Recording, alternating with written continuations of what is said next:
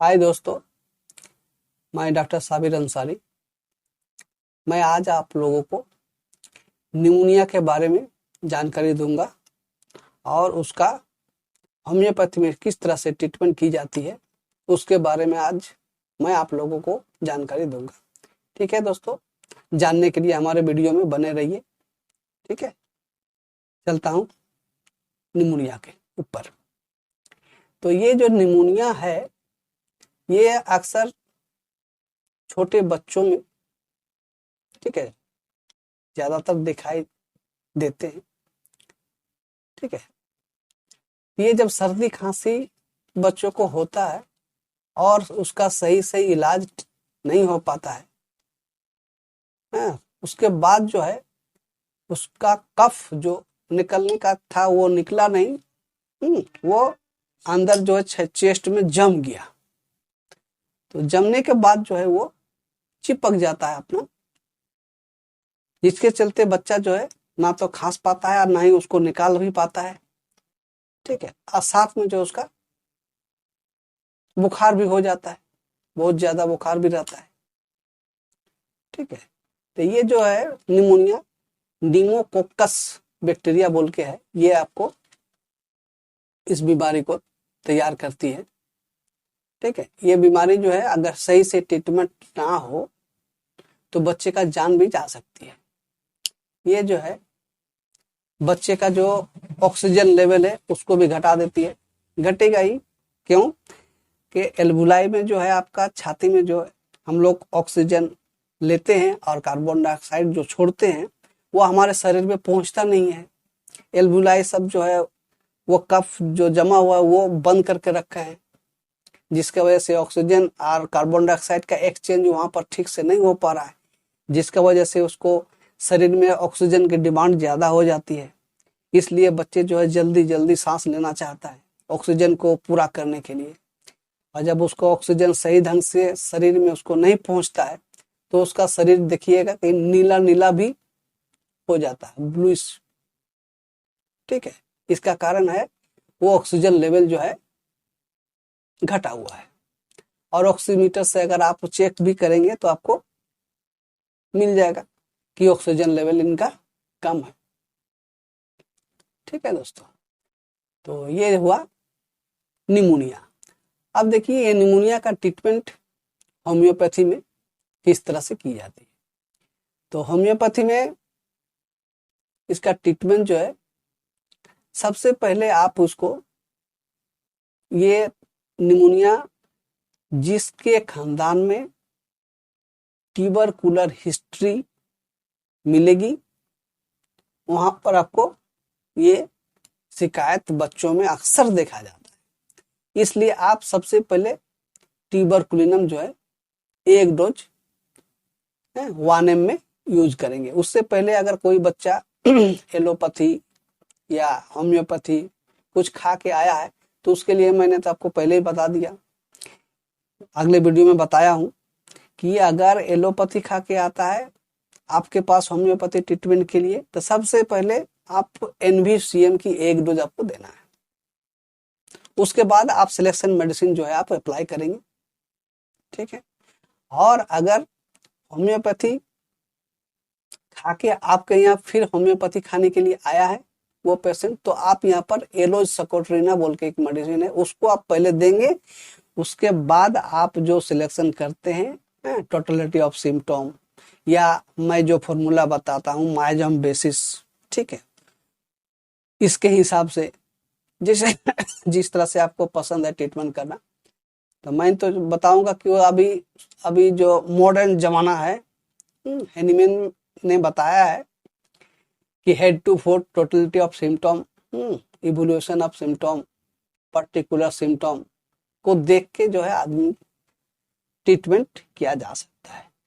ये जो जमाना है इसमें थोड़ा सा आप लोगों को बता दिया है हैनीमैन ने कि माइजम जो है आपको बीमारी का जो तैयार करने वाला है।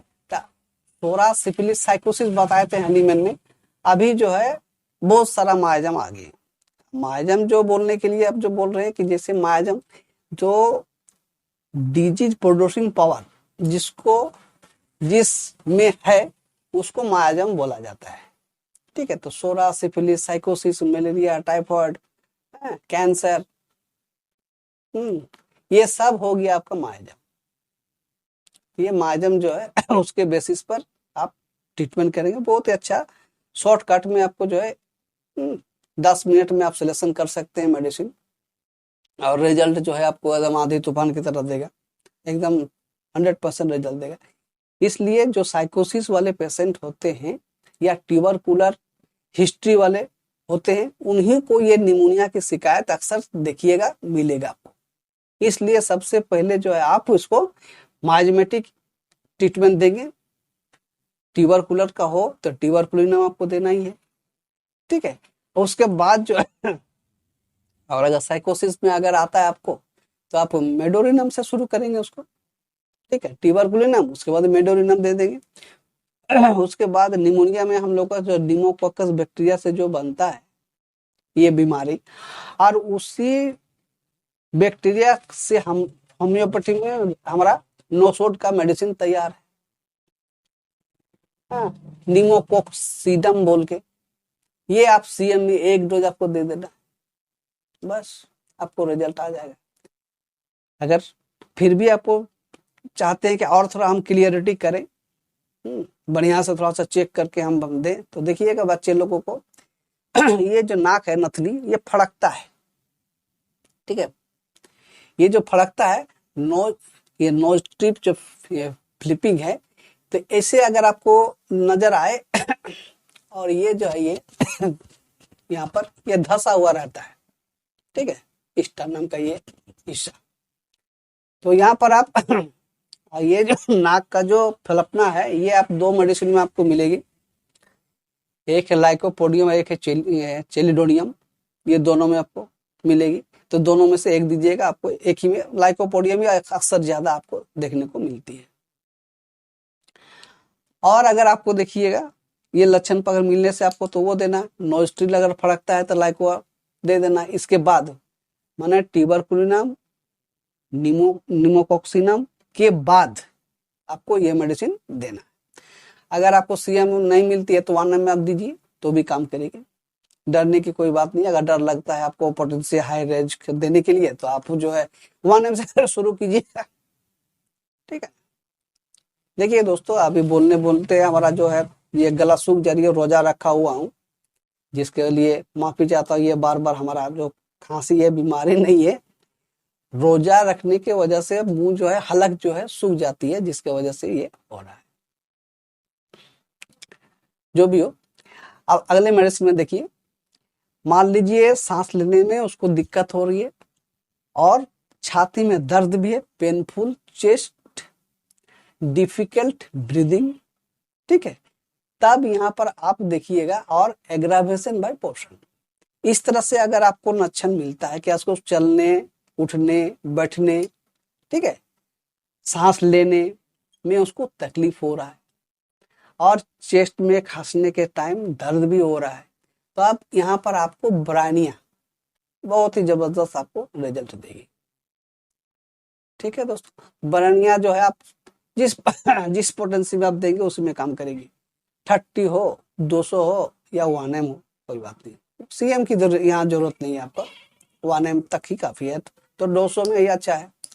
2 डोज सुबह सुबह शाम या सुबह दोपहर शाम, जब तक कि उसका जो फ्रीक्वेंसी है कम ना हो जाए तब तक आप डोज बरकरार रखेंगे। और जैसे ही आपका फ्रीक्वेंसी जो है आपका घट गया तो डोज को भी आप घटा दीजिए। ठीक है दोस्तों, और एक इसमें सिम्टम देखने को मिलेगा कि बच्चा मोटा सोटा देखने को नहीं, फेयर फैटी फ्लेबी आपको लगेगा, है स्वेट प्रोफ्यूज इन हेड में जो पसीना बहुत ज्यादा होता है।